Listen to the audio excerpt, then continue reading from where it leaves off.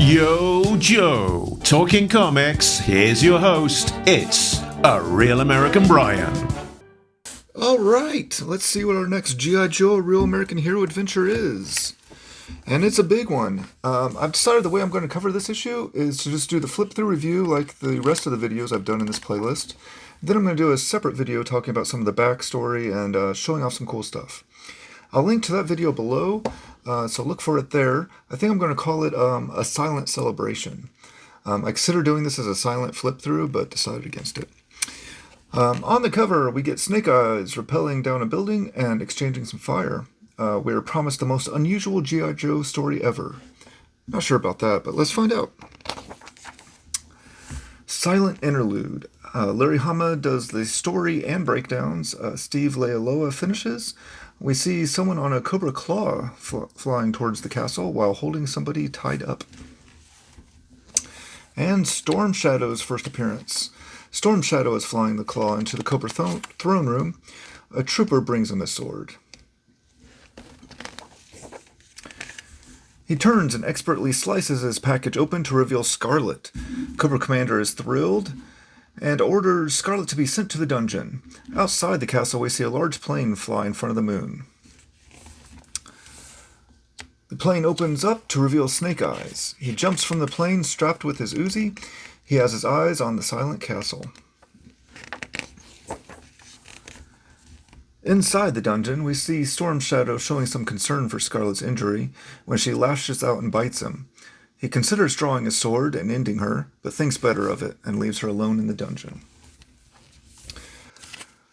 Elsewhere in the castle, we see Destro getting a security message. A high-altitude intruder has been detected, but the probable success rate that they can make it into the castle is next to none, so nothing to worry about. Snake Eyes pops his chute, and we see that he has successfully landed on the castle. He hooks his cable onto a cobra's fang and rappels down the wall. Scarlet, in the dungeon, pulls a bobby pin from her hair and begins working her locks, while Snake Eyes leaps down onto a cobra guard. Destro looks across his sweet custom chess set. We see the recently fallen characters laying down, including Baroness. He picks up the Baroness and examines it, still mourning her loss. Storm Shadow is back at the top of the dungeon entrance. As he lifts the lid, a chain comes up and wraps around his neck. Scarlet pulls him down and climbs up out of the pit. Just as she is about to escape, Storm Shadow reaches up to grab her ankle, but she smashes him over the head with the heavy lid. Snake Eyes, after successfully eliminating the first guard, is about to be discovered by two other cobra guards, but he is able to throw his knife at one of them and smacks the gun out of the hand of the other.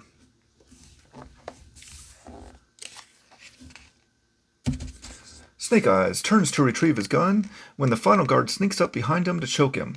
Snake Eyes reaches back to grab him and flips him over the side of the castle. He falls past Destro's window, and he sounds the alarm. Gathering a squad of Cobra troopers, he heads up the stairs. When Destro reaches the roof, a fallen Cobra points off in the other direction. Destro and his squad run off that way. Then we see Snake Eyes take off the guard's uniform and catch a glimpse of the Cobra guard nearly naked, hanging upside down. Storm Shadow is out of the dungeon. He uses some ninja finger weaving to call on 3 red ninjas. Our first appearance of red ninjas. They fall in line and each has a unique weapon. Some cobras are walking through the castle with a claw, I assume to put it back into storage, but as they pass Scarlet, she uses her chain to grab both of their heads and smash them together. She straps the claw on and flies off. Snake Eyes reaches the dungeon opening and looks down into it. A red ninja above him attempts to swing down and attack him. Snake Eyes easily dodges out of the way without looking, swings the cover to the dungeon up, and smashes the ninja in the head. The red ninja falls to the ground, and just to be sure, Snake Eyes hits him one more time. Snake Eyes begins heading up the stairs and spots another red ninja standing in his way. He thinks about it for a moment, and then tosses the ninja a grenade. The grenade explodes, taking out the ninja. Snake Eyes continues up, but senses 2 more ninjas waiting for him behind the next doorway.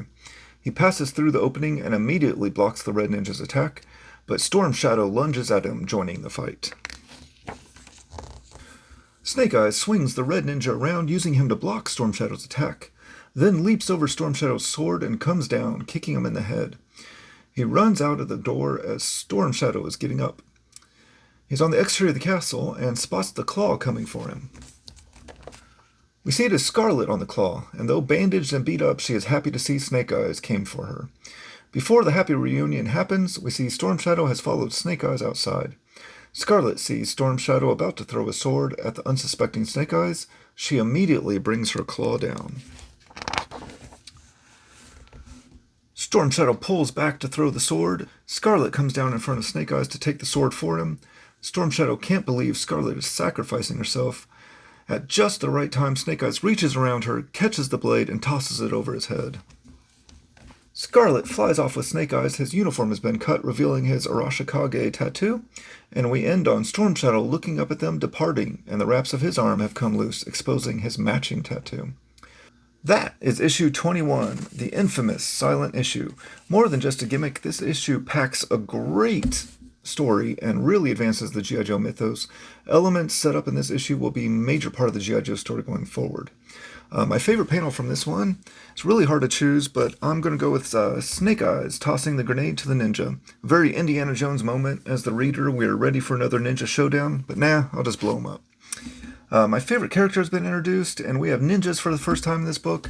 I loved this issue, and I'm not sure how you couldn't. I'm going to give it an easy 5 flag points. Don't forget to check out my other video on this issue, linked below, where I'll do comparisons of Larry's breakdown and the finished art, and many other aspects of the story behind this issue. But for now, that is issue 21. Knowing is half the battle, and now you know. Subscribe so you don't miss out on the next video where we dive into issue 22. You've been watching a Real American Brian production in association with the letters G, I, and JOE.